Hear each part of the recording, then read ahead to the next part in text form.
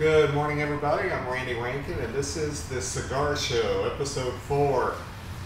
Good morning, guys and gals. Good morning. We have got with me today. I've got the lovely Faith Cox. Hello. And the equally lovely Tony Gomez, Big Tony Gomez. There you go. And a special shout out to Jerry Morris, who is our producer, who gets up early and does all this stuff, gets us set up and everything. A big thank you to Jerry. Thank you, Jerry. We are at the Calypso Cigar Shop and Lounge in Richardson, Texas. So a special shout out to Matt Badowski for letting us utilize his beautiful store for this opportunity for us. And we are ready to go today. We've got some interesting topics.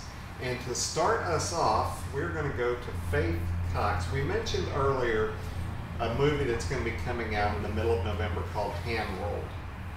And it's coming out, well, I'll let Faith talk to us about that. So it's coming out, I don't know the exact dates, but it's being showed at Legacy Hall in Plano, Texas.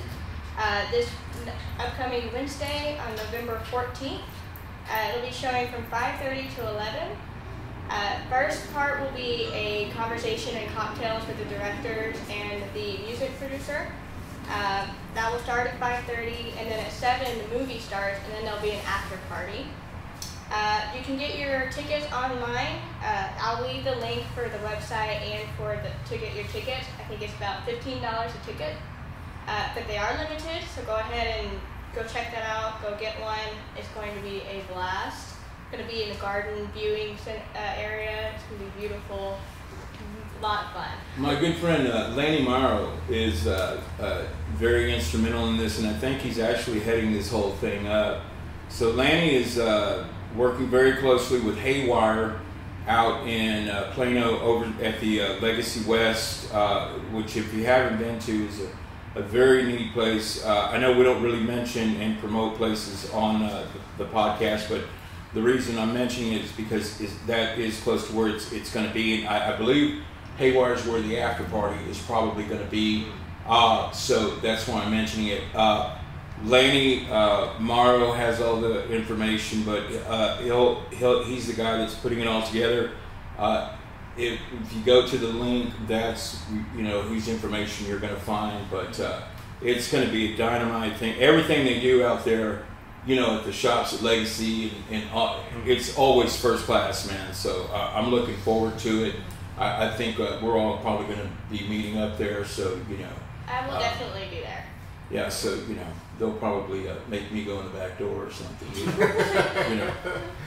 And with in case you missed it earlier with what we're talking about, it's a movie about, it seems to be, we don't know exactly, just going off the trailer, it seems to be the cigar industry post the Cuban embargo, and kind of the history of it and where we are today.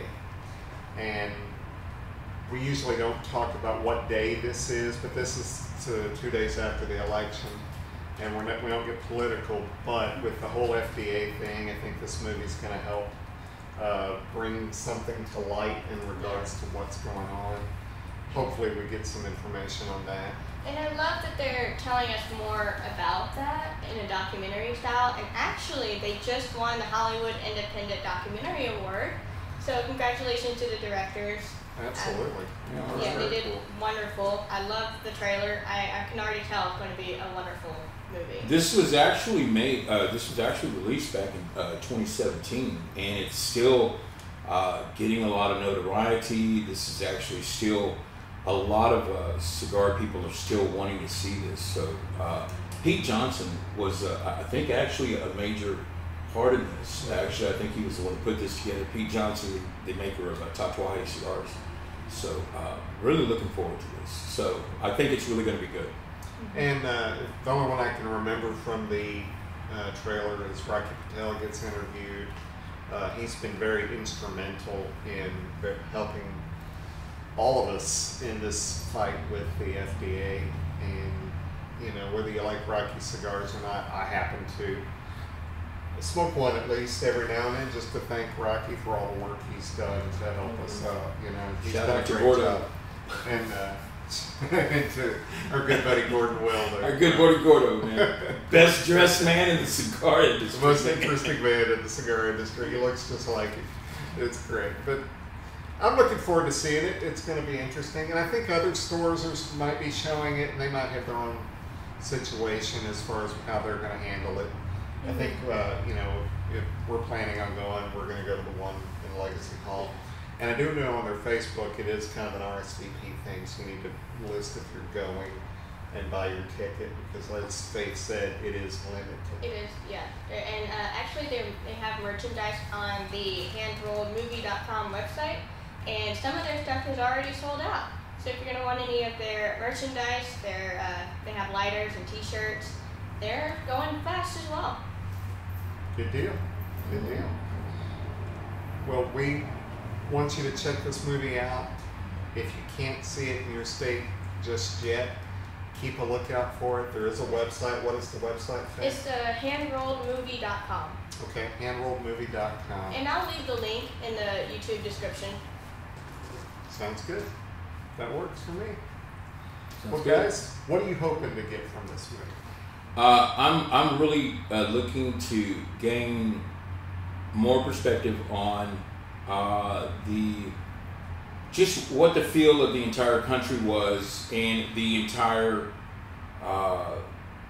just kind of the cigar industry as a whole pre-embargo, because I don't think we really know just how not mainstream cigars were back then. Cigars are so mainstream now. It wasn't always the case. So I'm looking to kind of gain a little more about the knowledge about that. Okay. You don't think they were mainstream? I don't. Like Babe Ruth had it. Well, yeah, I think, but it was just something for the men.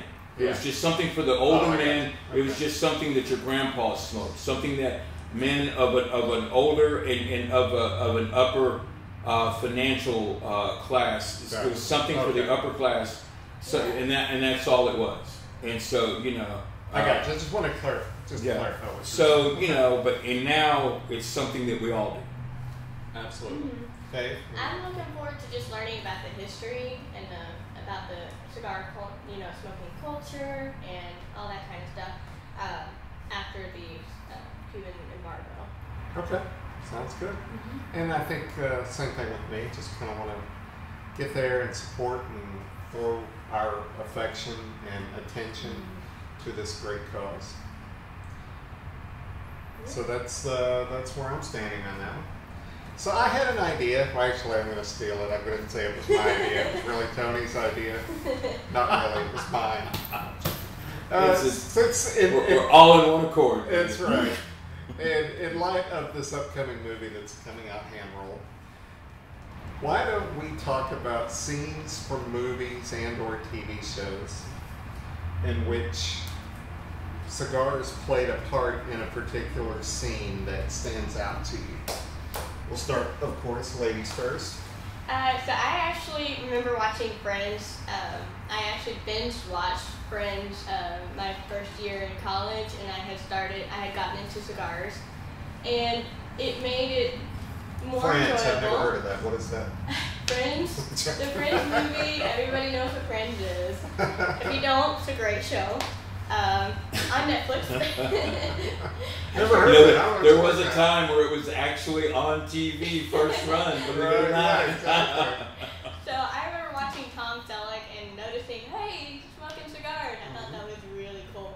It made it better. Whereas if I hadn't known about cigars or was smoked cigars as a hobby, I wouldn't have even noticed. And also, I was just watching the other day a new TV show called Blind Spot on Hulu, and one of the characters had a huge stack of cigar boxes, and I kind of fangirled, and it was barely there, but me being a fangirl a little bit over here, I rewind, I was like, wait, is that what I think it is? Yes, it is! And then I went through, I was like, I know that one, I have that one, I have that box.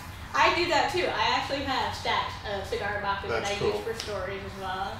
So I love doing that. Well, I got to be honest with you, Faith. I do the same thing. Mm-hmm. If I see a cigar box in a movie, I will go back. I do the same. And I try to check and see what cigar box was that. I do the same thing. I did it in The Kingsman when they show the guy in the taxi. The British taxis when they have the cigars in there. I wanted to check and see what labels they were. I often cue back when I try to see the ring in the cigar. So I do the same thing. So it's not it's not a girl thing or anything like that. I think we all do it.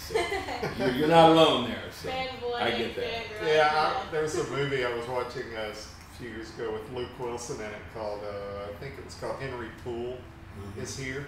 Good movie, by the way.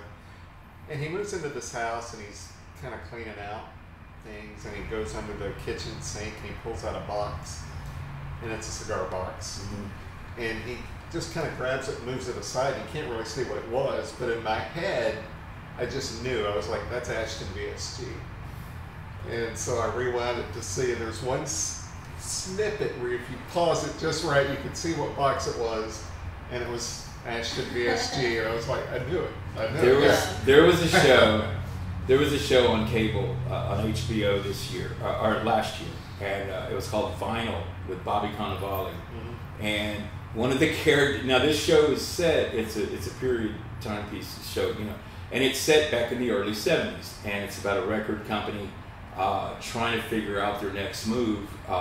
They just recently lost Led Zeppelin as a client, and that's this was the they were a band. This was the infamous Madison Square Garden concert that Led Zeppelin put on, and they got mad and they left the record company.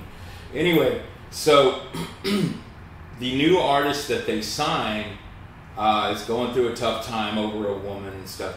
Well, he whips out a cigar box where he keeps his stash in, and he, does his thing, and he ends up ODing. But he grabs a cigar box, and he, pulls out his stuff or whatever. But the cigar box that he pulls out was a cigar that had just recently been made, like 2 years prior, like in 2015.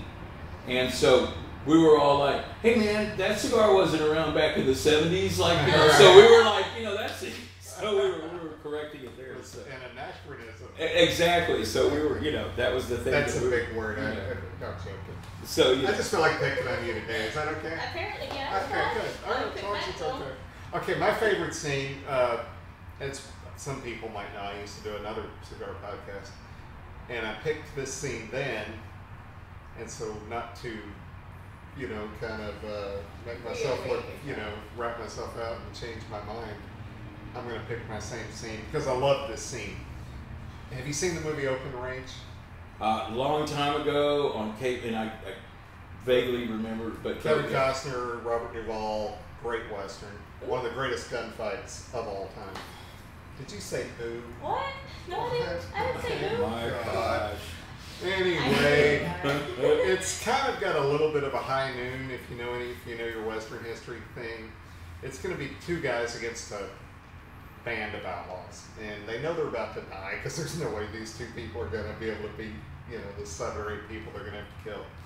So Robert Duvall takes Costner into this general store, and they buy some Switzerland chocolate and a good cigar. And they're out there kind of plotting. They're sitting there behind this old wagon, and they're plotting how they're going to be able to get the jump on these guys, because it's just 2 of them. And they're eating their chocolate and smoking their cigars. And it's just such a cool guy scene. It's such a great Western scene. And you never saw that in a Western before, at least that I can remember, and I remember Roger Ebert saying the same thing. You never saw him strategize in a Western about how are we going to do this. It's all just like pull out your guns and just start blazing. They were actually had a plan as to how they just rode up on the horses and all of a sudden bang bang. But this one they actually were making a plan about how can we get out of this thing alive. And it was very cool, and cigars are very important in that scene. It really enhanced that scene, didn't it? It did, absolutely, without a doubt. That's awesome. Tony? Kevin Costner, there was a while there where he went really big on Westerns. A lot of people don't even realize that, but he did. I mean, well, of course he did his epic, Dances with Wolves, and then he did Wyatt Earp, and then so he was really big. Silverado, which was huge. So yeah, he was really big into that for a while. Well, his new TV series on Paramount. Yellowstone. Yellowstone. Yeah, he plays like a kind of like a land baron or something like that. Kind of like a Jock Ewing from Dallas. Exactly, man. And he's got this real raspy voice now and everything. So yeah, it's kind of odd to see him in that kind of. But he's getting older. What happens to all of us. Yeah, exactly. So what scene pops into your head? Okay, so my scene is from a movie called Crimson Tide. Oh, with the great Gene Hackman. Gene Hackman. That's it. The great Gene Hackman, man, who is just, I believe, one of the most underrated actors of all times. And he, of course, plays the admiral of a submarine, and he is bringing on Denzel Washington as his second in command, and they are going out on maneuvers, and they are about to, go down, below water or whatever, and they're above, and they're in the tower, and they are talking, and he offers them a cigar. Yeah. So he tells Denzel Washington about, this and that, and he gives him a cigar, and he offers it to Denzel, and of course Denzel, accepts the cigar, but he tells him a line. He clips the cigar, or clips the cigar for him and gives it to him. Anyway, Denzel takes the cigar, and you can tell he gets green around the gills, and he tells him, careful, but the line he says, careful. Don't start liking them too much. They're more expensive than drugs. Yeah. And you can tell that Denzel's trying to like take the cigar in and it's just not agreeing with him, but he keeps on smoking it. But I think what it is, it showed like how even like a strong character like Denzel always plays. Like even a guy like that a cigar can creep up on a guy like that. Yeah, even a big, So, but what it also shows is it shows how a cigar can be used as a tool of camaraderie, and not only camaraderie, but like a goodwill gesture. Not only a goodwill gesture, but just a diplomacy, and that's often like what we were talking about earlier, the hand-rolled movie, Rocky talks about how Putin and Trump could sit down and figure out the world's problems if they sat down and had a cigar together. Yeah. And that's how I think cigars are. Okay, in honor of election week this week, we usually do 3 segments. We're going well with this one. Do we want to finish the 3rd segment by talking more about the movie thing, or do we want to address another topic, or put that one off till next week? I'm going to let you two decide. You guys, let's take it. Whatever you guys want to do. I'm good with anything. What do you say? Roll it. Okay. Bring it I want to talk movies. Do it, man. Let's talk movies. Okay, so for our last segment, we're going to continue that thought. Because we need to educate Faith. Yeah. She's like 14 years old. Hey! So we need to educate her. It's some really good movies that have cigars in it that you might not be too afraid to watch. Because I asked her if she'd seen Predator with Schwarzenegger, and she said, I don't watch scary movies. So that cracked me up. Anyway, but I'll tell you, that Tom Selleck scene in Friends is great. I do remember that scene. And, they break up, he and Monica break up. And she kept his cigar around to remember. Hey, but there's a secondary scene. There's a secondary part to that scene. Mm-hmm. Her dad walks in. Elliot Gould, the great Elliot Gould, comes, and he was a character that showed up in that series also. So that was great also. Because at one time, Elliot Gould played such a bumbling dad, like, you know, like incoherent kind of like guy. And at one time, Elliot Gould was a cool guy, man. He was, I mean, back in the 70s, man, he was a hip dude, man. So it was so weird to see him in that capacity. And then he winds up smoking Tom Selleck. There you go. Exactly. Yeah. And if I'm not mistaken, the few times I've seen Blue Bloods, Tom Selleck smokes cigars in that. Yeah. And you mentioned earlier that I've got one more also, but go ahead. You mentioned earlier that Tom Selleck made cigars smoking look cool, right, or something. Oh, yeah. Tom Selleck can smoke a pink stuffed animal. He'd make it look cool. This is true.